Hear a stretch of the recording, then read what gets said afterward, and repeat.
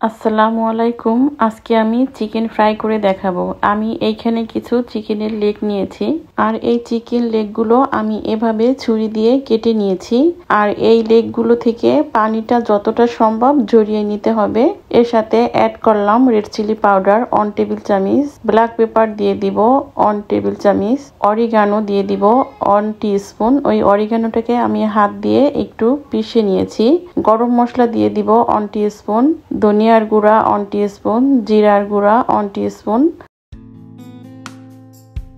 Lemon juice নিয়েছি 1 table চামচ, দিয়ে দিব স্বাদ অনুযায়ী লবণ। এর সাথে অ্যাড করব সয়া সস 1 টেবিল চামচ আর দিয়ে দিব আদা রসুনের পেস্ট 1 টেবিল চামচ। এবার 1 টেবিল চামচ টক দই দিয়ে এই চিকেনটাকে আমি খুব ভালোভাবে মাখিয়ে নিব।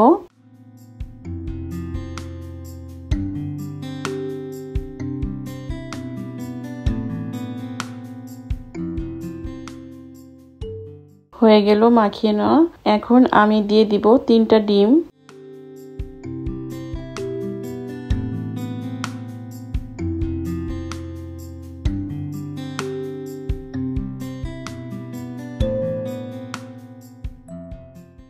এই ডিমটা এখন আমি গোচের সাথে ভালোভাবে মিশিয়ে নিব। এখানে আমি 1 কাপ কর্নফ্লাওয়ার নিয়েছি।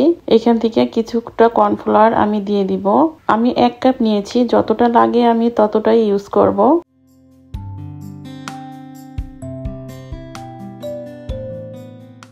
এক কাপ কর্নফ্লাওয়ারে থেকে আমার 1 টেবিল চামচ পরিমাণ কর্নফ্লাওয়ার রয়ে গিয়েছে।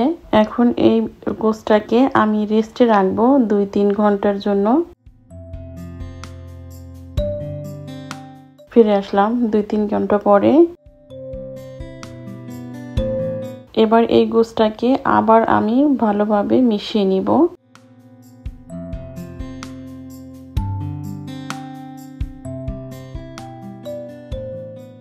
হয়ে গেল মিশিয়ে নেওয়া।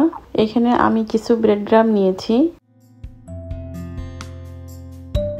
এখন একটা একটা করে গোশগুলো আমি ব্রেড ক্রাম্বের সাথে কোট করব।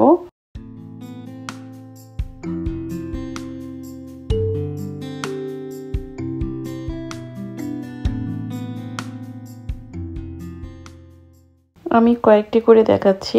আমি চেপে চেপে বিস্কিটের গুঁড়াগুলো লাগিয়ে নিব আর ঝাঁকি দিয়ে এক্সট্রা বিস্কিটের গুঁড়াগুলো ফেলে দিব।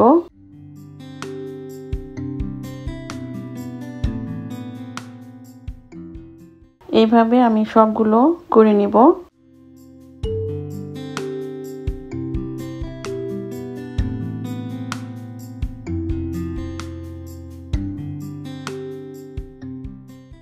হয়ে গেল আমার সবগুলো করা। এখন এইগুলোকে আমি ফ্রিজে রাখবো সংরক্ষণ করার জন্য। দেখুন এইগুলোকে আমি ফ্রিজে রেখেছিলাম 3-4 ঘন্টার জন্য।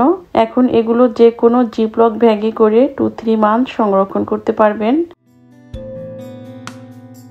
এখন আমি কিছু চিকেন ভেজে দেখাচ্ছি।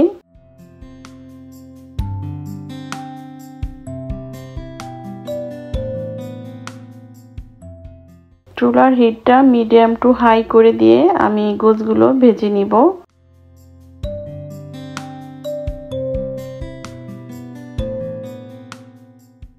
এগুলো ভাজা হয়ে গেছে। এখন এগুলোকে আমি তুলে নিব।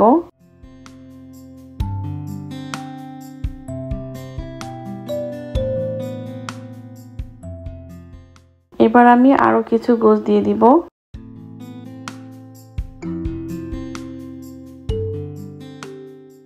হয়ে গেল গোশ ভাজা। এখন এগুলোকে আমি তুলে নিব।